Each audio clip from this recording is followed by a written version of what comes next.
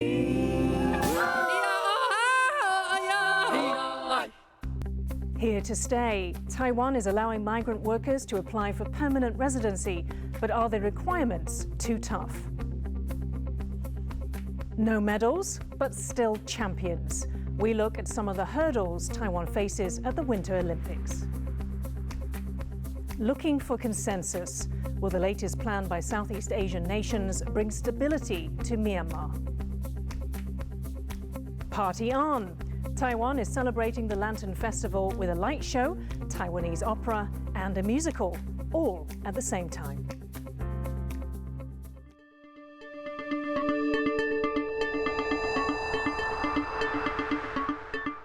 A warm welcome to TaiwanPlus News. I'm Yin Khvat. Taiwan's cabinet has passed a proposal that would allow migrant workers in the country to apply for permanent residency after working here for 11 years. The Ministry of Labour says the proposal could be implemented in April.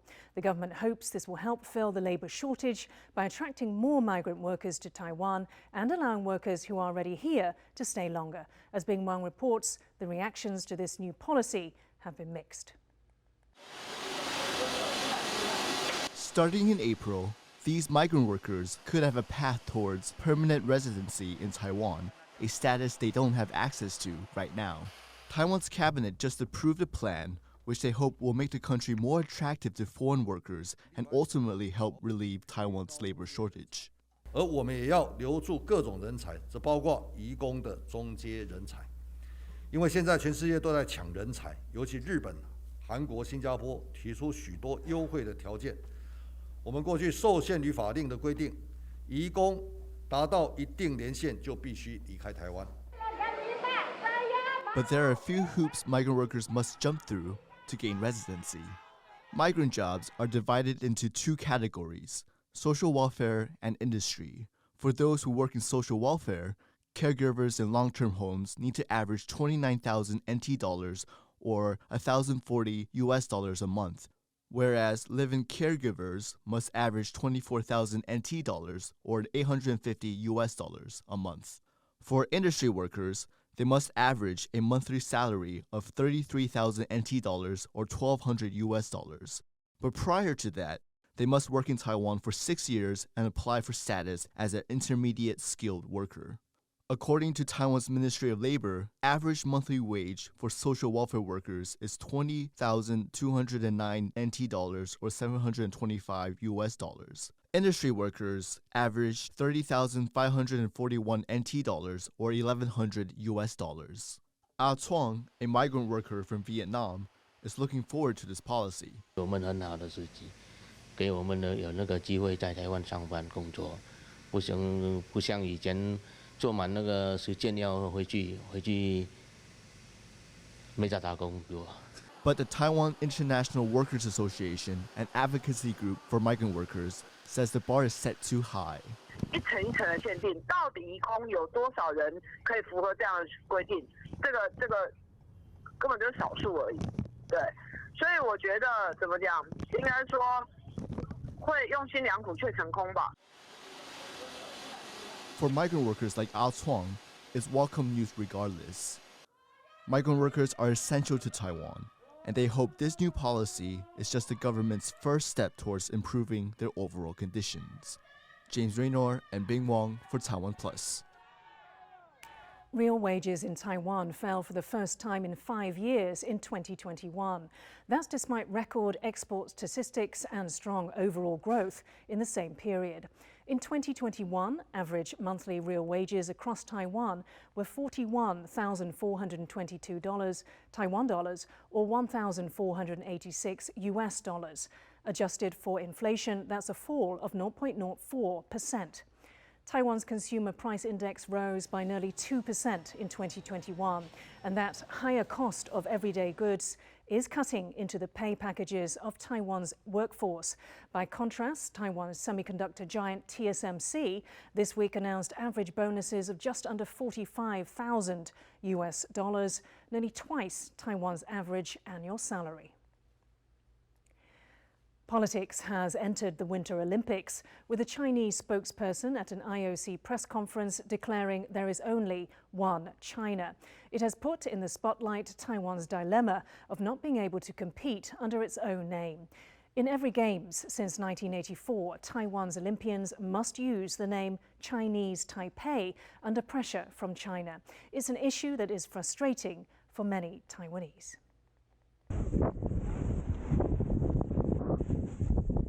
Snow and ice. As far away from subtropical Taiwan as you can get. But that hasn't deterred these Taiwanese athletes from competing at the highest level at the Winter Olympics. 19-year-old Li Wenyi is the first Taiwanese woman to ever compete in the alpine skiing women's slalom event. She finished last out of 50 on Wednesday, but was ahead of 38 other competitors who didn't complete their runs. Speed skater 33-year-old Huang Yiting on Thursday finished 24th in the women's 1,000-metre race, ahead of 6 other skaters. Yet despite representing their country, these Olympians cannot compete under the name Taiwan or even its official name, the Republic of China. On the athlete's kit is printed the logo for Chinese Taipei, the name Taiwan's athletes have competed under since 1984, under pressure from China. With the Olympics in Beijing this year, Taiwan had initially declined to attend the opening and closing ceremonies.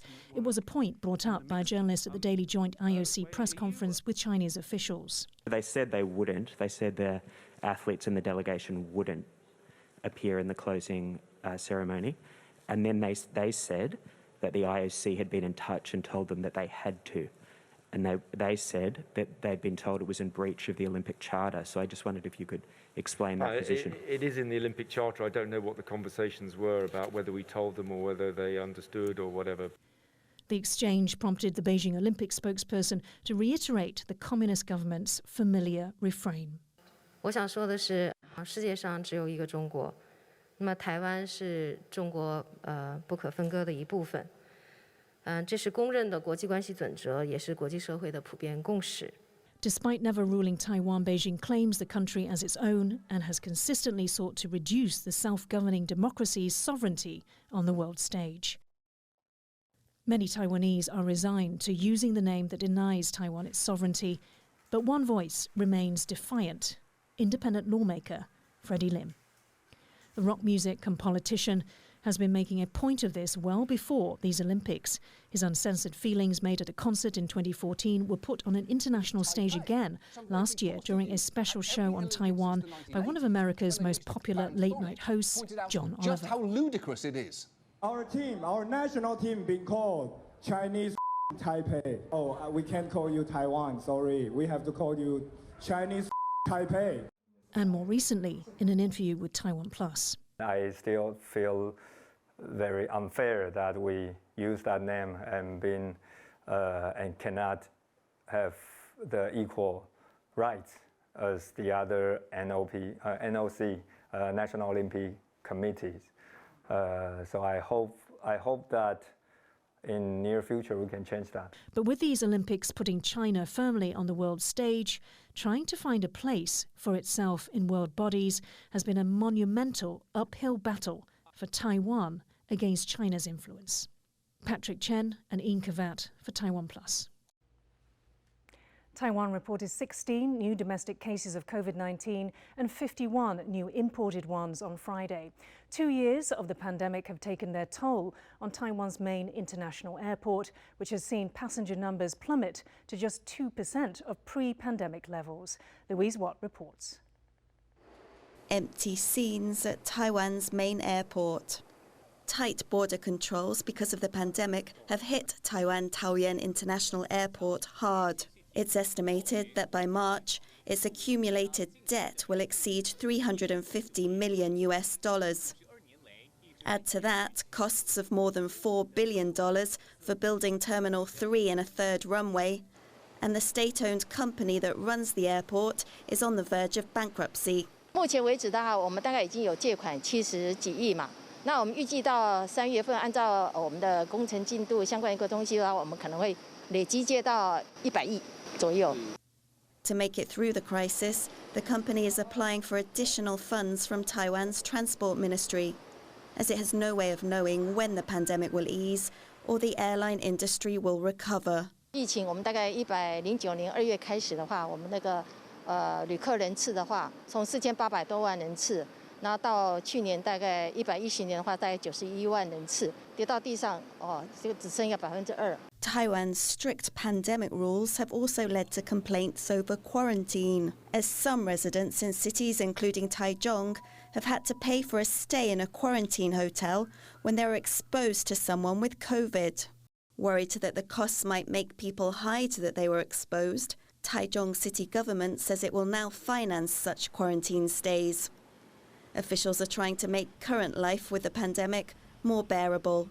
Patrick Chen and Louise Watt for TaiwanPlus. Authorities in Hong Kong say hospitals have reached 90% capacity and quarantine facilities are at their limit amid a surge in COVID-19 cases. Thursday saw over 6,000 confirmed cases as well as more than 6,000 preliminary positives. This has left thousands waiting for hospital beds. China's authorities have sent technical personnel to Hong Kong to help tackle its fifth wave. The government says it has identified 20,000 additional hotel rooms to use for quarantine. The World Bank has been accused of funding the repression of Uyghurs and other ethnic minorities in China's far western Xinjiang region. A report by the Washington-based Atlantic Council found that the International Finance Corporation, or IFC, an arm of the bank, provided nearly $500 million in financing to Chinese companies that appear to have employed forced laborers in the region. Also based in Washington, the IFC is funded by taxpayers worldwide to provide investment for private sector initiatives in less developed countries. The IFC has so far declined to address the researchers' specific findings. A special envoy from the Association of Southeast Asian Nations is aiming to visit Myanmar next month to kickstart the process of restoring stability more than a year after a military coup. ASEAN announced the move following its latest meeting in Cambodia. Myanmar was blocked from attending in Phnom Penh because it failed to honour consensus for peace reached by the group of 10 countries last year. The newly appointed special envoy, who is also Cambodia's foreign minister, now says that they are changing their approach because the consensus plan has stalled. Some of our colleagues demand a bit too much. I would say that they have demanded some hard precondition that was not acceptable by Naypyidaw, meaning the special envoy will have to be able to meet with Madame Aung San Suu Kyi and former President Win Myint during his first visit, something that Naypyidaw did not accept. So we were stalled. More than 1,500 civilians have been killed by crackdowns in Myanmar since the military overthrew the elected government led by Nobel Peace Prize winner Aung San Suu Kyi. Rick Glaudt spoke to Myanmar journalist Mo Myint about international attempts to bring stability to Myanmar. He began by asking him what role ASEAN plays. ASEAN has a non-interference policy, which is also a big burden for the NUG. If the ASEAN jump into the Myanmar affairs or try to act as a mediator in the case, it is it's quite risky for them, to be honest, because I think they are considering or they are closely monitoring which side has a potential winning strategy in this crisis. Depends on the outcome. I mean, the final battle, let's say. And what about the rest of the international community? How do they affect what's happening in Myanmar? In terms of international influence, especially EU countries and the US, it has very important role because the sanction against the military, it's quite harsh for them. It seems to me that the Myanmar military think whatever sanction or actions that imposed by the European countries and the US, they can survive because I clearly remember that the military propagandist, Major General Zomenton, told the press that they can survive whatever the international punishment upon the Myanmar, as long as there is support from the China and Russia. So obviously they maintain a decent relationship with the China and Russia. What about other bodies like the UN? Are they effective in bringing about change in Myanmar? The UN is not a nation. The UN has no arms. So the military doesn't care. Since 1988, the military doesn't really care. And then if in this battle, I think even hundreds of villagers are burned to the ground, the same story as they did to the Rohingya community in 2017, the UN will not be able to bring justice for the people of Myanmar. US Secretary of State Antony Blinken has told the UN Security Council a Russian invasion of Ukraine could begin in the coming days.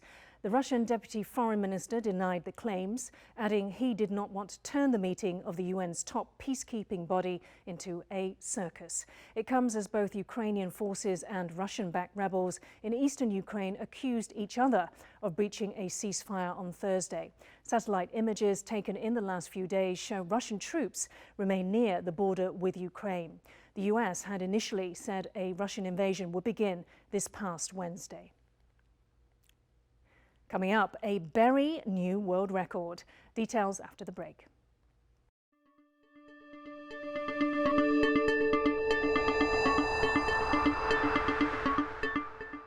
Welcome to the Gym Mando. 你想住哪里 Where do you want to live? 我要住哪里？看你表现啊。那你家人呢？你家有几个人 How many people do you have in your family? 我爸、我妈、阿嬷、大舅舅、大舅舅、小舅妈、大婶婶、小叔叔、小婶婶、小姑、他们老婆，这样讲。And where in Taipei do you live? Wait, you know that? You've been to my place before. That must have been a very insignificant experience in my life.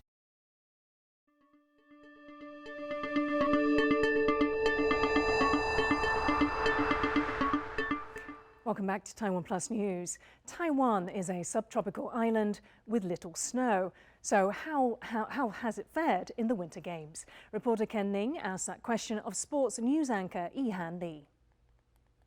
We had 4 Taiwanese Olympians competed at Beijing 2022, the same number as last time in Pyeongchang 2018. This time, the best-ranked athlete is speed skater Yu Huang. She finished 24th in women's 1,000 meters event. And Xin Ronglin finished 31st in women's singles competition in luge.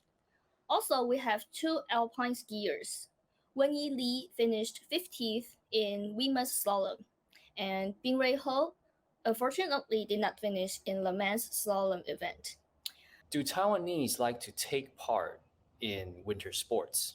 I think before the COVID-19 pandemic, many Taiwanese enjoy skiing overseas, especially in Japan and also maybe in Canada.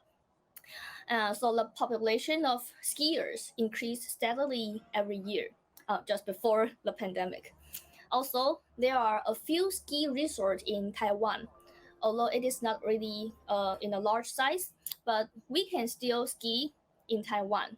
So I believe after the Beijing 2022 Winter Games, when many audience enjoy all the winter sports on TV, I think and I believe there will be more and more people would like to take a try for winter sports. The Olympic Games put these athletes on a global spotlight. Can you tell us some of the pressures that these athletes face to perform well?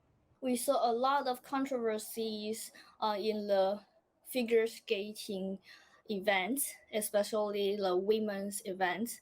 It was really heartbreaking to see those little girls, they are only teenagers, to go through all these things to have so much pressure on it. First, we are talking about Kamila Valieva, the 15 years old talented skater who won all of her competition, and she was the record holder. However, right before the individual event started, it was revealed that she tested positive for a banned substance. That is a medication to treat the heart. And so it aroused much controversy because she's only 15 years old. Well, as you heard in that interview, teenage Russian figure skater Kamila Valieva was an early favourite to win gold in the competition. But her Olympic says he was disturbed by the ordeal she endured, despite it being the IOC's decision to allow her to continue competing. But this pressure is beyond my imagination. And in particular for a girl of 15 years old. And to see her there struggling on the ice, seeing her how she tries to compose herself again, how then she tries to finish her program. And you could, in every movement in the body language, you could feel that this is immense mental stress, and that maybe she would have preferred just to leave the ice and try to leave this story behind her. Under intense scrutiny for her decision to represent China, her mother's homeland, instead of the United States, where she grew up. But the 18-year-old is said to have ended her Olympic run with a commanding performance in what was her favourite event. She takes home 2 gold medals and 1 silver. Guinness World Records has confirmed the world's heaviest strawberry. Grown in Israel, the fruit weighs 289 grams, or 5 times the average, and is 18 centimeters long. Eric Gao takes a look at this juicy story. It was a bumper year for Israeli strawberry farmer Chahi Ariel, owner of the Strawberries in the Field plantation. He grew a record-breaking fruit that weighs 289 grams, or about as much as a large grapefruit. השדה פה היה ממש מדהים, הפריחה הייתה מאוד גדולה ואנחנו ראינו שיש פה משהו מדהים ועקבנו אחרי השדה ואחרי ההתקדמות של התותים וכשהתותים גדלו והגיעו לגודל גדול אז מאוד התלהבנו שיש לנו תותים גדולים ושיווקנו אותם וצילמנו ושלחנו לחברים ובמקרה איזה חבר הוא ראה את הגודל של התות והנכדים שלו בדקו בגינס וראו שהתותים שלנו שוברים את שיא גינס. This variety of strawberry is known as Eileen, and its development is linked closely to temperature. Ariel says cold weather last year contributed to the record-breaking strawberry's growth, slowing down the ripening process, so it got bigger and bigger. כרגע יש לנו גם עוד תותים מאותו זן, זה גם גדולים ומאוד טעימים. The previous record holder was a 250-gram strawberry grown in Japan in 2015. כששמענו הייתה הרגשה מאוד חבל על הזמן, קפצתי באוטו, צחקתי, שרתי, ממש התלהבתי מזה, זה היה משהו מרומם. חיכינו לזה הרבה זמן. Ariel hasn't said what he will do with the fruit and is not sure what it would taste like. What he does know is the sweet taste of having his name in the record books. Damon Lin and Eric Gao for TaiwanPlus. Taiwan Lantern Festival is being celebrated in Taiwan's southern city of Kaohsiung. The revelers were treated to a light show at the city's Love River Bay. As Peachy Zhuang reports, the festival is also staging a special musical production. A dress rehearsal at the Weiwu Yin Outdoor Theater in Taiwan's southern port city of Kaohsiung. The performers are getting ready for Maritime Glow. The main Latin is a party, a light show, Taiwanese opera, and musical all in one. is part of the 2022 Taiwan Lantern Festival celebrations. The production boasts a stage that is immersive and without boundaries. It also incorporates the centerpiece lantern. 是史无前例的动员600人以上的这个演员跟艺术家的演出之外，事实上它的剧场之大，就是我们在武营晚点名的整个大投影。整个大投影，它就是一艘大船，这个故事就是船爱。 There are musical numbers to represent 5 different eras, telling stories of Taiwan over the past 400 years. Maritime Glow will be staged for 3 days, starting from Friday, and can also be viewed online. Damon Lin and Pichu Zhuang for TaiwanPlus. Thanks for watching Taiwan Plus News. I'm Yin Khvat. We'll leave you with images of some Formula One new car launches for the next season. For more stories from Taiwan and around the world, please download the Taiwan Plus app. Stay safe and see you next time.